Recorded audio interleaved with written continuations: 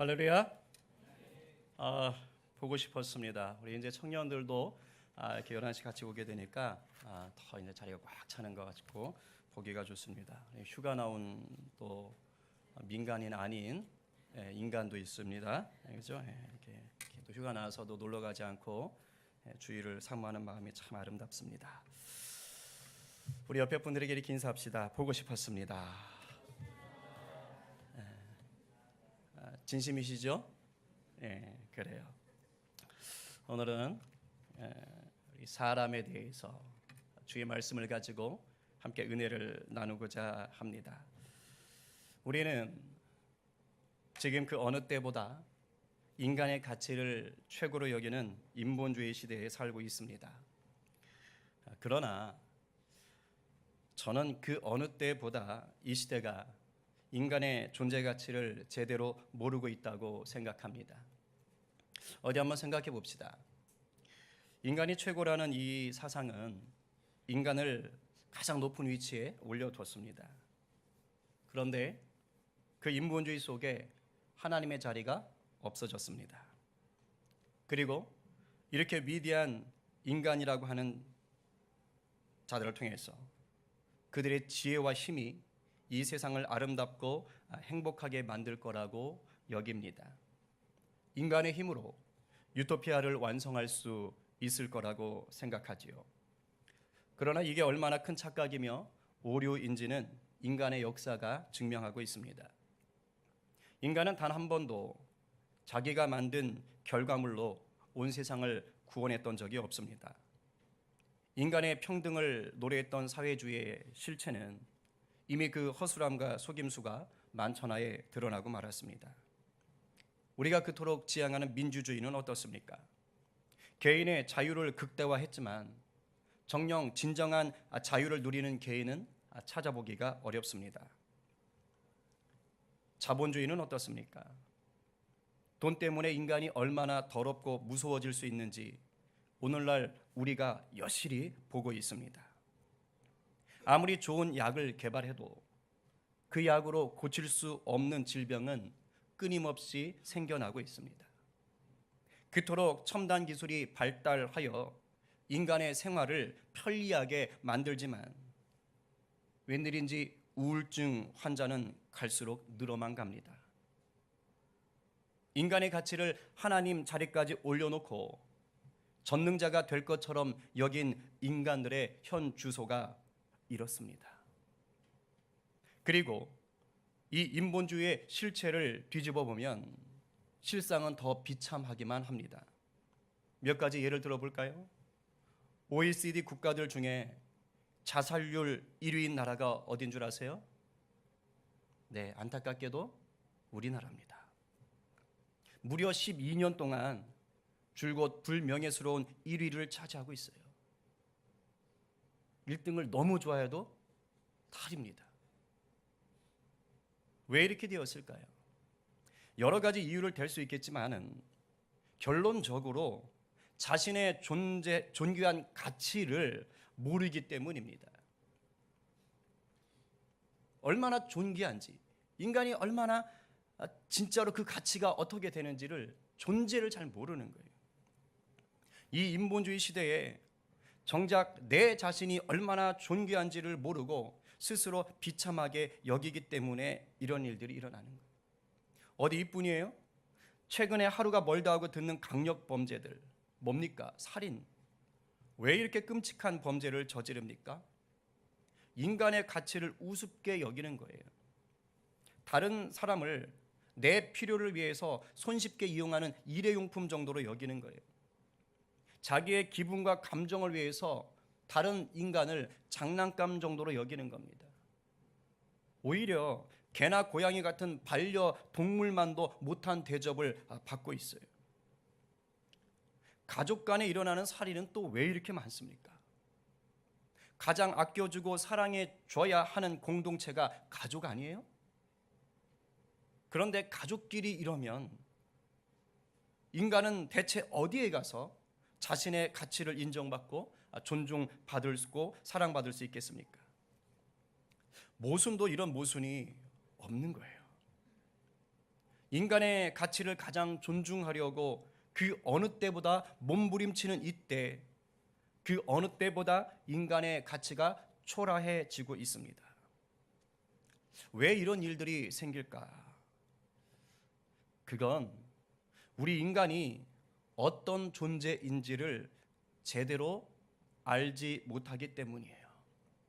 이게 바로 약육강식의 논리를 가진 진화론에 물들어 있기 때문입니다. 나보다 더 강한 자가 나오면 나는 그 강한 자의 들러리가 되고 먹이가 되고 놀이개가 될 뿐임을 인정하게 만드는 거짓말에 속고 있기 때문이에요.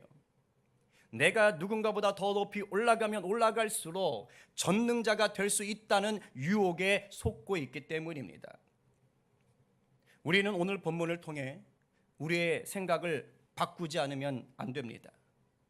진화론이 아닌 창조론의 눈으로 인간의 가치를 볼 수 있어야 합니다.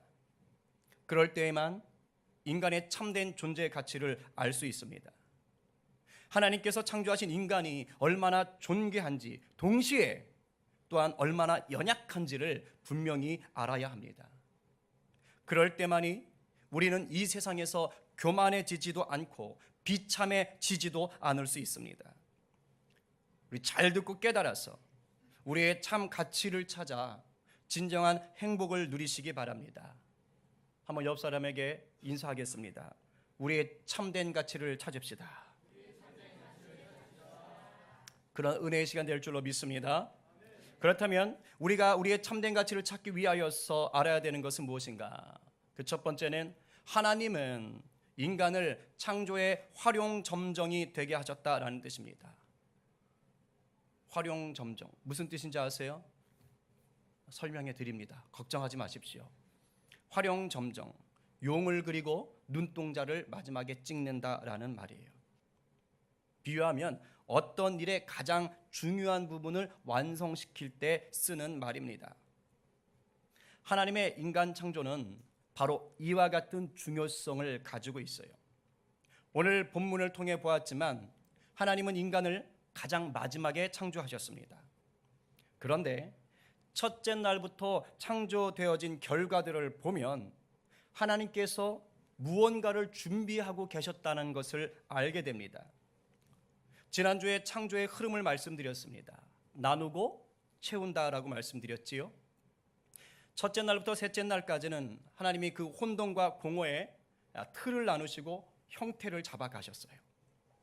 그리고 넷째 날부터 여섯째 날까지는 그 나뉜 틀 안에다가 필요한 것들을 하나하나 다 채워 넣으셨습니다. 그런데 이 창조의 흐름이 결국은 인간이 살기 위한 환경을 만들어 가시는 방향이었던 거예요. 우주에서 하늘로, 하늘에서 땅으로, 땅에서 생물들로, 그리고 먹거리로. 그렇게 사람을 맨 마지막에 창조하신 겁니다. 놀랍지 않으세요? 이게 바로 창조의 비밀입니다. 결국 하나님의 창조는 인간 중심의 창조였던 겁니다. 인간을 가장 중요하게 생각하셔서 인간을 위한 모든 준비를 다 해주시고 비로소 인간을 창조하셨던 겁니다. 제가 청년 때 이런 말들이 있었어요. 조용필은 제일 마지막에 나오는 거야. 들어보셨어요? 우리 정집사님 들어보셨는지 고개를 끄덕끄덕 하시는데 저랑 비슷한 세대이신 것 같아요. 무슨 말입니까? 가장 인기 있는 스타는 제일 마지막 무대에 나와서 행사를 화려하게 딱 장식해 준다라는 말이지요. 요즘 같으면 뭐 방탄소년단, 그죠? 뭐 DNA 뭐 이런 게 마지막에 나오려나요? 창조의 피날레가 바로 우리 인간이라는 말입니다. 기분 좋지 않으세요? 창조가 인간에게 집중되어 있습니다. 옆에 분에게 위대한 진리를 알았다는 듯이 이렇게 한번 축복하겠습니다. 이제 아시겠소? 제가 창조의 피날레요. 너무 긴장하셨군요. 다시 한번 해보겠습니다. 이제 아시겠소? 제가 창조의 피날레입니다. 자존감이 낮은 게 흠이 있네요. 그럼 다른 말로 한번 축복합시다. 또 다른 분에게 당신이 창조의 활용점정입니다. 문자는 더 잘 쓰시네요. 그런데 오해하지 말아야 할 중요한 한 가지가 있어요.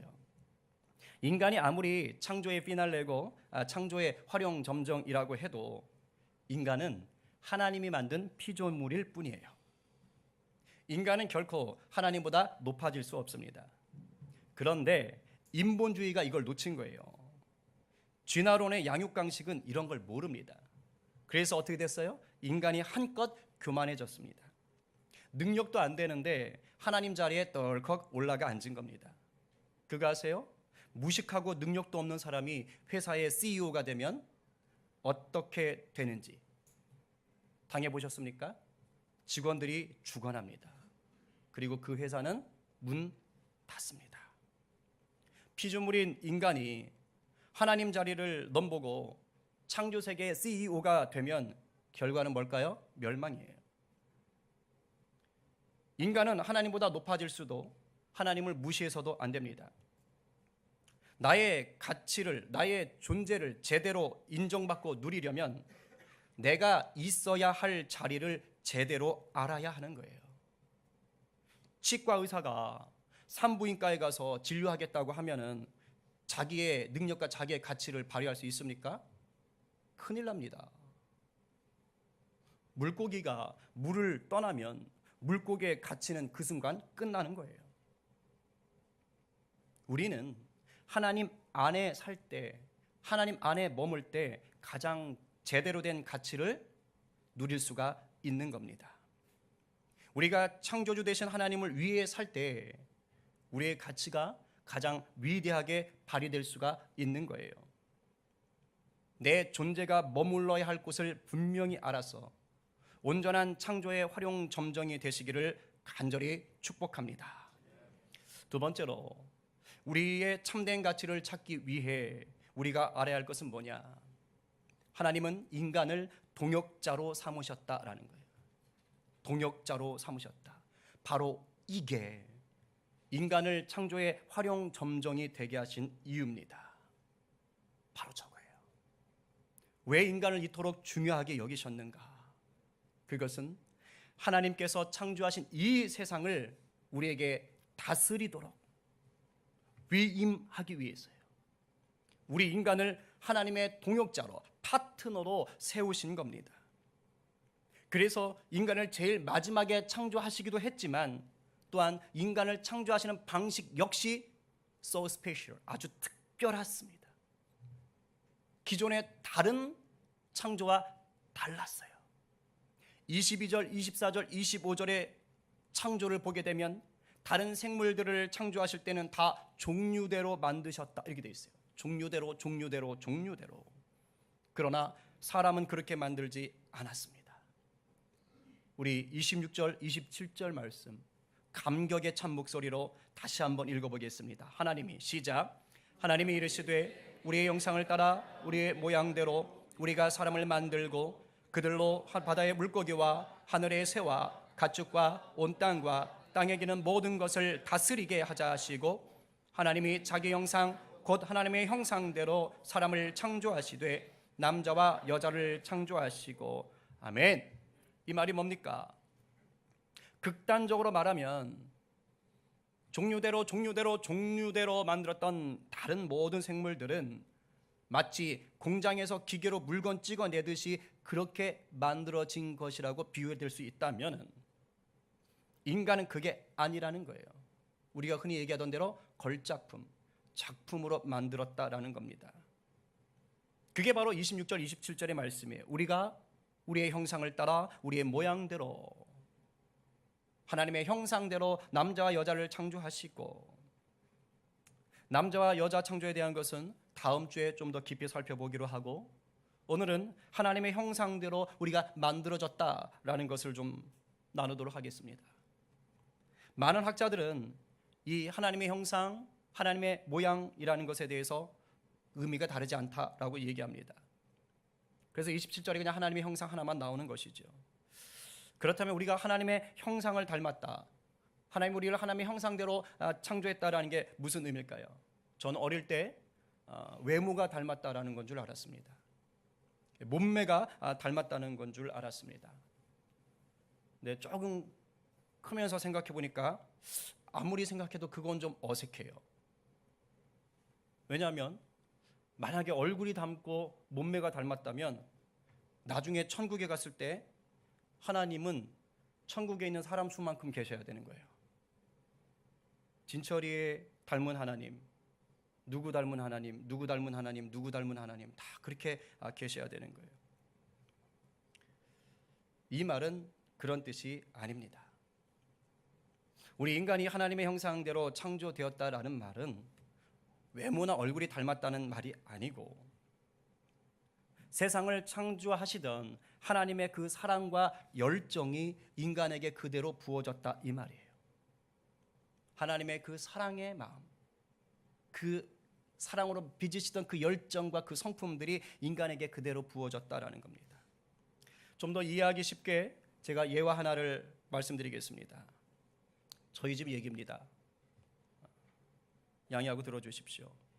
우리 이제 4학년이 되는 저희 아들 시원이가 초등학교 1학년 때 있었던 일이에요. 기침을 좀 심하게 했더랬습니다. 그때는 감기에 걸려서 콜록콜록거리고 있는데 그러면서도 제 무릎 위에 앉아가지고 포도를 이렇게 열심히 까먹고 있었습니다. 기침을 아주 심하게 했어요. 천식처럼. 그래서 제가 시원이를 보면서 너무 안쓰러워가지고 이렇게 말했어요. 미안해 시원아. 아빠도 어릴 때는 너처럼 기침 많이 했어. 네가 아빠 닮아서 그런가 보다. 아이 그랬더니요. 시원이가 잠깐 뭔가를 골똘히 생각하는 거예요. 그러더니 느닷없이 이렇게 말하는 겁니다. 잘 들으세요. 나는 아빠의 과거이고 아빠는 나의 미래야. 수습이 되세요? 초등학교 1학년짜리가 이 얘기를 한 겁니다. 참고로 말하면 시원이는 책을 안 읽어요. 책을 보면 막 두드러기가 나는 아이입니다. 근데 느닷없이 나는 아빠의 과거이고 아빠는 나의 미래야. 뭐 저보다 더 철학적인 말을 던지는 겁니다. 제가 깜짝 놀랐어요. 이게 무슨 뜻이에요? 자기가 아빠랑 꼭 닮았다는 거예요. 동시에 앞으로 커서도 아빠랑 꼭 닮을 거라는 확신이 있는 거예요. 대단한 믿음이죠. 그렇죠? 제 아들 시원이는 자기가 아빠랑 얼굴만 닮은 것에 만족하지를 않고 있었던 거예요. 얼굴뿐만 아니라 모든 것을 닮고 싶어 했던 거죠. 얼마나 제가 감격스럽던지요. 이 아들의 한마디가 이 아비로서의 책임감을 더 무겁게 했습니다. 아이들 눈에 하나님의 종으로서 부끄럽지 않게 살아가는 아빠가 돼야겠다라는 다짐을 그때 다시 한번 했어요. 동시에 그런 갈망이 제 안에 들어왔어요. 제 아들이 또 제 딸 하원이가 저와 제 아내의 좋은 점을 닮아서 정말로 잘 커주면 좋겠다. 이런 갈망이 들어가고 소망이 생겼던 거예요. 이겁니다. 부모님이 자기랑 꼭 닮은 자녀를 낳고 싶다는 갈망 속에는 어떠한 기대가 담겨 있는 겁니까? 거기에는요, 말할 수 없는 사랑과 또한 역사의 창조가 담겨 있는 거예요. 자신을 닮은 자녀와 내가 무한한 사랑을 나누고 싶다. 영원히 그 사랑을 나누고 싶다라는 갈망이 담겨 있는 거예요. 그리고 내가 이루고 싶었던 그 세상을 자녀를 통해서도 계속해서 아름다운 역사가 되게 하고 싶다. 이 갈망이 담겨 있는 겁니다. 하나님이 인간을 자기의 형상대로 지으실 때는 바로 이 갈망이 있었던 거예요. 내가 너와 영원한 사랑을 나누고 싶어. 내가 너희들을 통해서 내가 만들어가고 싶었던 아름다운 세상을 계속해서 만들어 가고 싶어. 우리를 통해 하나님이 창조하신 세계의 그 아름다움을 계속해서 누리고 싶으셨던 겁니다. 그래서 오늘 보면 28절에 나오는 정복하고 다스리라 라는 말은 철저히 하나님의 기준에서 해석해야 되는 말이에요. 이 말은 인간이 자연세계를 함부로 훼손하고 네 마음대로 할 수 있다는 말이 결코 아닙니다. 하나님은 단 한 번도 인간에게 완전한 주도권을 주신 적이 없어요. 파트너로서, 대리자로서 하나님의 역할을 위임해 주셨을 뿐입니다. 하나님이 주시는 사랑으로만 세상을 정복해 가란 뜻이에요. 왜? 하나님이 이미 통치자이시니까. 하나님께 위임받은 그 하나님의 성품으로만 세상을 다스려 달라라는 말입니다. 왜? 하나님은 좋으신 분이니까. 그런데 문제가 생긴 거 아닙니까? 인간이 죄를 짓게 되면서 이 하나님의 형상에 손상이 온 겁니다. 이후로 인간은 끊임없이 하나님의 자리에 올라가려고 하고 전능자가 되어 세상을 통치하려고 했습니다. 그 결과 인간이 생태계를 폭력적으로 정복하고 다스리게 되었던 거지요. 그러나 하나님이 그것을 그냥 두지 않았어요. 우리와 영원한 사랑의 교제를 누리기 위하여 특별하게 창조하신 우리 인간을 향하여 하나님이 먼저 일하셨어요. 하나님 편에서 먼저 죄로 인해 단절된 관계를 회복하시기 위해 친히 찾아오셨습니다. 죄로 인해 손상된 그 하나님의 형상이 아니라 완전한 하나님의 형상을 가지신 예수님을 보내신 겁니다. 그래서 예수님을 믿는 자는 누구나 그 십자가의 보혈을 힘입어 손상되었던 하나님의 형상이 치유되고 회복되는 줄로 믿습니다. 이것을 사도 바울은 고린도후서 5장 17절에서 감격적으로 선포했습니다. 우리 함께 읽어보겠습니다. 그런즉 시작. 그런즉 누구든지 그리스도 안에 있으면 새로운 피조물이라. 이전 것은 지나갔으니 보라 새 것이 되었도다. 아멘. 하나님에 대한 잘못된 편견과 종교적 야망이 가득했던 바울이었습니다. 그래서 예수 믿던 성도들을 잡아 죽이는 일에 앞장섰던 사람이었어요. 하나님의 형상이 완전히 일그러질 대로 일그러졌던 자가 바로 바울이었던 겁니다. 그런데 이런 바울을 위해서도 사랑의 주님이 먼저 찾아오신 겁니다. 바울이 예수님을 만났을 때 비로소 일그러졌던 하나님의 형상이 회복되었습니다. 그가 가졌던 편견은 진리와 사랑이 되었고, 그가 가졌던 종교적인 야망은 겸손과 복음의 열정으로 바뀌었습니다. 그리고 사도 바울은 하나님의 나라를 확장하는 일에 위대하게 쓰임을 받았습니다. 그리스도의 사랑으로 세상을 정복했고 복음으로 다스릴 수 있었습니다. 오늘 우리 가운데도 이 사랑이 필요해요. 일그러져 버린 하나님의 형상을 회복해 주실 예수님의 사랑이 필요합니다. 우리 예수님이 오셔서 교만해진 나를, 자존감이 바닥을 치고 있는 나를 치료해 주셔야 합니다. 다른 것으로는 안 돼요. 여러분, 갑자기 막 표정이 밝아지시는데 보이세요? 얼마짜리입니까? 씩씩하게 대답하시네요. 5만 원입니다. 빳빳해요. 아주 새 겁니다. 새 거예요. 아까워하는 표정 들으십니다. 제가 이렇게 비참하게 구겼어요. 자, 그럼 이제 이 돈은 얼마짜리예요? 10원짜리인가요? 아닙니다. 여전히 5만 원이에요. 아무리 구겨도 이 돈의 가치는 변하지 않아요. 예수 안에 있는 자의 가치가 이와 같습니다. 예수 믿어도 유혹 앞에 무너질 수 있어요. 간혹 한없이 교만해질 수도 있고, 때로는 너무 힘든 환경 속에서 비참해질 수도 있습니다. 이렇게 잔뜩 구겨진 지폐와 같을 수가 있어요. 그러나 하나님의 자녀라는 가치는 절대 변하지 않습니다. 언제든지 다시 십자가 앞에 나와 그 보혈로 씻으면 하나님은 우리를 새롭게 해 주십니다. 이 시간 아직 구원의 확신이 없는 분들이 계십니까? 예수님을 구주로 영접하지 못한 분들이 계십니까? 오늘 예수님을 구주로 영접하시기 바랍니다.